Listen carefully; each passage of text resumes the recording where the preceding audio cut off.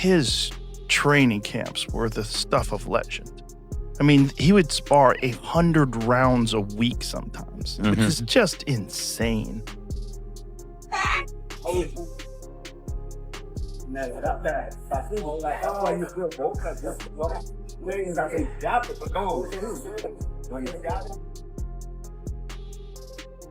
Yeah. So who do you like in Canelo versus Crawford? Well, I'm a giant Crawford fan because I think he's the best switch hitter since Marvin Hagler. I also think he's one of those guys that if you tell him he can't do something, he wants to show you and shock the world. 1,000%. Joe Rogan has weighed in on Terrence Crawford's intense training ahead of the Canelo-Alvarez fight.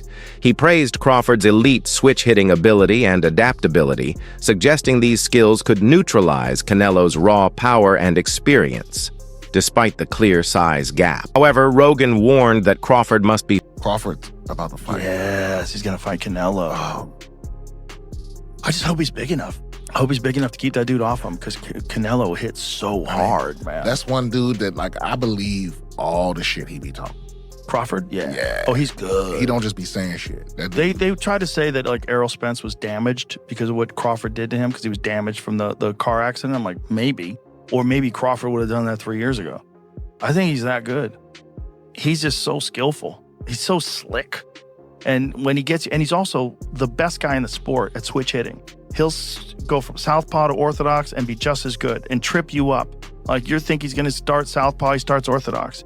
You prepare for orthodox, he's fighting southpaw. He feels like he's got you timed better orthodox, he'll switch it up. Rogan didn't hold back. He's fully rooting for Crawford in the mega showdown with Canelo Alvarez. On a recent Joe Rogan Experience episode with Jim Lampley, he was asked who he favors and answered instantly, Crawford, later adding, "I'm a giant Crawford fan because I think he's the best switch hitter since Marvin Hagler. I also think Canelo is slowing down."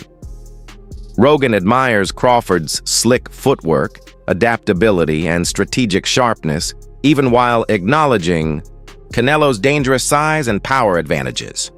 Which I think is really interesting. The Crawford-Canelo fight. Beyond interesting. Fascinating. Because how does Crawford compete with that size? Crawford is leapfrogging. He goes to super middleweight. 47 to 54 and now to 68. And the Madrigal fight in 54 is a difficult fight. Yeah. So who do you like in Canelo versus Crawford? Well, I'm a giant Crawford fan because I think he's the best switch hitter since Marvin Hagler. I also think he's one of those guys that if you tell him he can't do something, he wants to show you and shock the world. 1,000%. I also think Canelo is slowing down, and Canelo is more of a one-punch fighter now than the combination fighter he was when he was young. He uses strength and conditioning. There's very few fighters that just train using skill, just train skills. Like George St. Pierre did that for a certain period of his career. I wonder if there's anybody left in boxing who trains just using the gym skills. There were a lot of them when I was first involved in the sport who would never have touched a weight. Right. You know, they subscribed totally to the notion that was negative. Right. And the worst case, I mean, they definitely did calisthenics, but that was it. It was just body weight exercises, you know, which brings us to Crawford, which I think is really interesting. The Crawford-Canelo fight. Beyond interesting. Fascinating. Fascinating. Because how does Crawford compete with that size? And, you know, we have to recognize, okay, well, when Canelo fought Floyd, it was 152 pounds, right? So he had dropped down, which was a struggle for him, which is why Floyd was so brilliant in getting him to go down to 152, because he knew he would be drained. 52. Still, Rogan urged Crawford to enter the ring with caution, again citing the size and power gap. He called it probably the biggest fight in boxing and promised he wouldn't miss it. During the same podcast, Rogan even segued into an unexpected discussion about cartel mule runners while analyzing the matchup, mixing fight breakdown with cultural commentary in his signature. When you look at the elite of the elite boxers, to a man, to every one of them, they're disciplined. Yeah. And they stay focused. I'm so excited to see this fight with Canelo Alvarez because I think the Saudi Arabians have so much money. They're throwing so much money at boxing. And the guy who's the head of boxing over there wants to make that fight happen. I think Terrence Crawford, forget about the 3 weight classes. I think he could beat Canelo. I think he can too. On the Joe Rogan Experience, Crawford himself reflected on his 2023 victory over Errol Spence Jr., crediting his win to relentless preparation.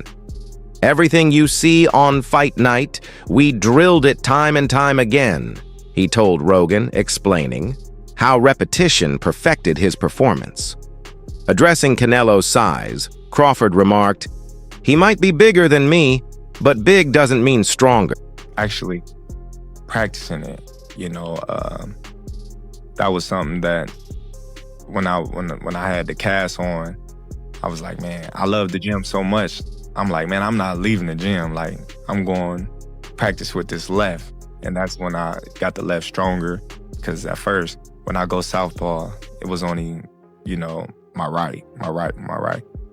Then when my hand got messed up, just started working on the left, and it started getting stronger and stronger. And I started getting more accurate, because at first, just throw it just to be throwing it. And then, it just got to a point where my left was actually way stronger than my right. Boxing analyst Teddy Atlas frames the Canelo versus Crawford bout as the ultimate clash of size versus speed.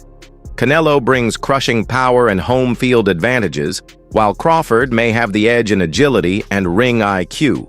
Comparing it to Manny, Pacquiao's upset win over Oscar De La Hoya, Atlas highlighted Crawford's elite instincts, timing, and evasive style. Despite Canelo's dominance at higher weights, Atlas believes Crawford's versatility and intangible skills could tip the balance. Maybe he's a little overrated. Terrence Crawford versus Canelo Alvarez at 168 pounds. Canelo's really good. Really good.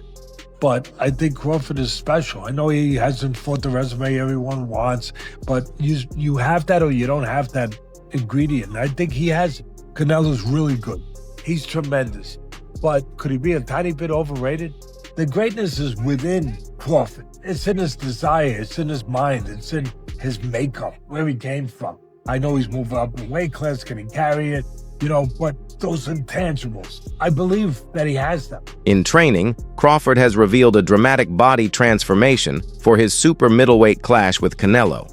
Having fought at 154 lbs, he has bulked up to a walking weight of around 185 lbs, with earlier footage showing him close to cruiserweight size.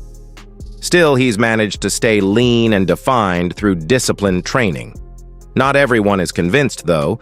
Strength coach Rob Aosta warns that jumping from 154 to 168 and beyond so quickly could hurt Crawford's speed and stamina against Canelo's elite power. On size, Crawford coming in the ring, and Crawford doing everything he can to match Canelo's power, possibly size, and to, at a minimum, try to just maintain what speed he already possesses. Because, when you go up in weight, sometimes you compromise speed.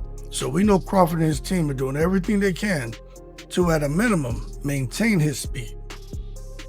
But the question came up, okay, since Crawford is looking to come in the ring fast, powerful, we know he's already brilliant. Shit, what if Canelo comes in lighter? I'm like, lighter? Yeah. What happens if Canelo says, you know what, I'm not going to try to come and just outweigh him by 20 pounds on fight night, because I realize I'm in it with somebody who's very agile and who's probably going to be faster than me. And although I have timing, he has timing too. So I can't afford to be 2 or 3 steps behind Terrence Crawford in my speed. Boxing coach Greg Hackett doubts a knockout win for Crawford is realistic in today's 12-round era. He sees Canelo as too durable to be taken out, arguing that Crawford lacks both the one-punch knockout power and the willingness to stand and trade bombs. Instead, Hackett predicts a technical masterclass from Crawford. In the old 15-round format, he says, Crawford might have had the time to wear Canelo down for a stoppage. As fight night approaches, tensions are rising. Canelo recently quipped that Crawford would find out what happens when a good fighter faces a great fighter. Crawford snapped back, "So that means you're a good fighter, and Dmitry Bivol is a great fighter, right? Every time you stepped up, you lost." A sharp reminder of Canelo's loss to Bivol. He will do going against somebody like a Canelo at 168. I think Bud, man, one thing I love about Bud, he willing to challenge himself. And when you're willing to challenge yourself, you can surprise yourself. But that's a hell of a feeling. I think, to be honest, you don't want to sit there and brawl with Canelo, but at some point you're gonna have to fight him. You know what I'm saying? You can't let Canelo press you. You know what I'm saying? Because he great at that, and he a bully. He is a bully. But Bud, I believe, got bully tendencies too. You know what I'm saying? And he could be crafty. But I think if he approach it the way he approached Spence, then we get a way better fight than people think. Now, what I saw when he approached Spence was, I can't make a mistake. I can't let him do too much. I can't let him be a bully.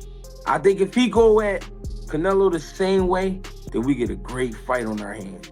I'm sorry. I'm not saying he's gonna be that dominant, but I'm just saying I think we get a great fight on our hands.